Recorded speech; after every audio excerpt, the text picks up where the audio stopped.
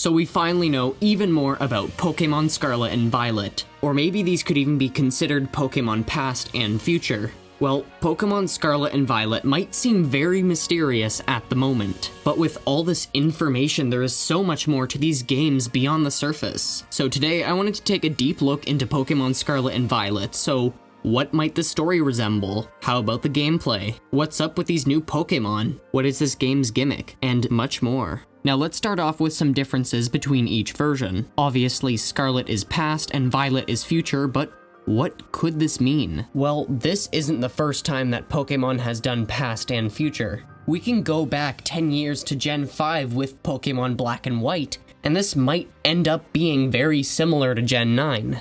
The people of Pokemon White wanted to preserve the past while Blacks embraced the future. This led to a lot of changes between versions. Lots of cities and areas look completely different. But what I think is relevant is that both games take place at the same time. Even in Pokemon White, there are still billboards in Castelia City, and you can make video calls over the phone.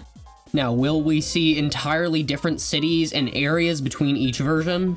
Probably not. I think most of the version differences will be through the characters and not the environment. Obviously, we're going to be seeing a lot more orange in Scarlet than in Violet, but this means that we'll probably be seeing more characters like the professors. Maybe we'll have more Pokemon that are related to the past in Scarlet, while having more futuristic Pokemon in Violet. Now, another weird occurrence would be these screenshots from each version of the game. The biggest difference being in Pokemon Scarlet, this gate is completely open, compared to in Violet, it looks like it's closed.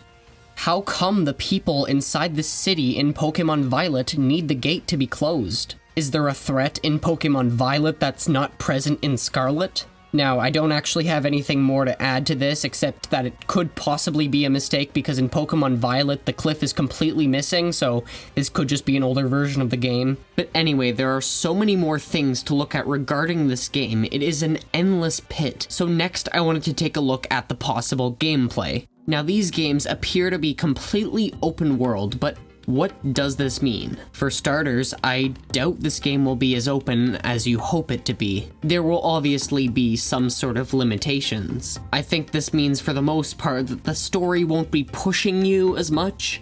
If they do plan to go fully open world, I hope that they add some sort of level scaling to add some sort of difficulty and challenge to the game. Now, if they don't do this, I propose a potentially better solution, which would be to have the first few gyms available, and then once you beat them, you can get a ride Pokemon that will give you access to a new area where you have the option to battle the next few gyms. Now, will we see gyms? Will we see trials?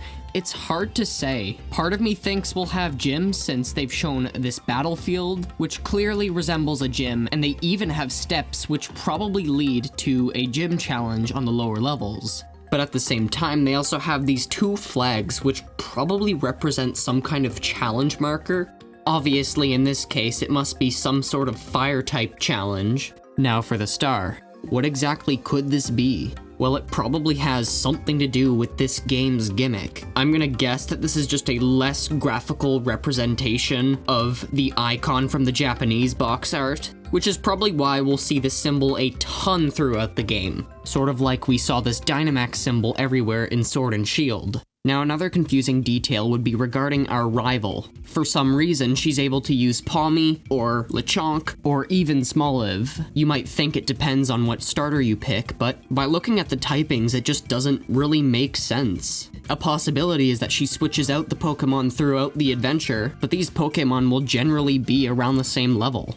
Now, another important thing for these games would be multiplayer. Obviously, we've had multiplayer done in the past before in Sword and Shield's wild areas, but it wasn't the greatest. There were tons of pop-ins, there were characters just floating in midair. It got laggy a little bit, and the frame rate was much lower.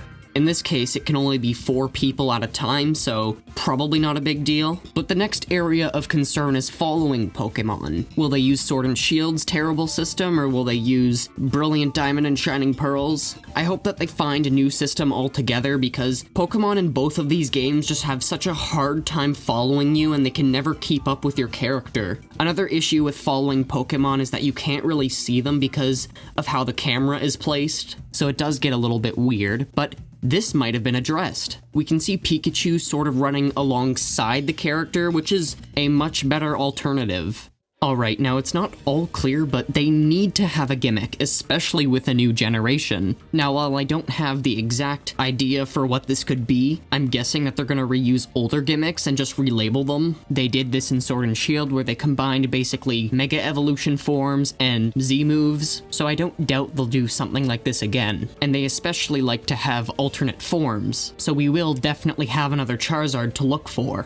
Anyway, that is everything. Thank you so much for watching. It's hard to say whether these games will be good or bad, but at least there's a couple things to look forward to. Anyway, that's it. Thanks again for watching.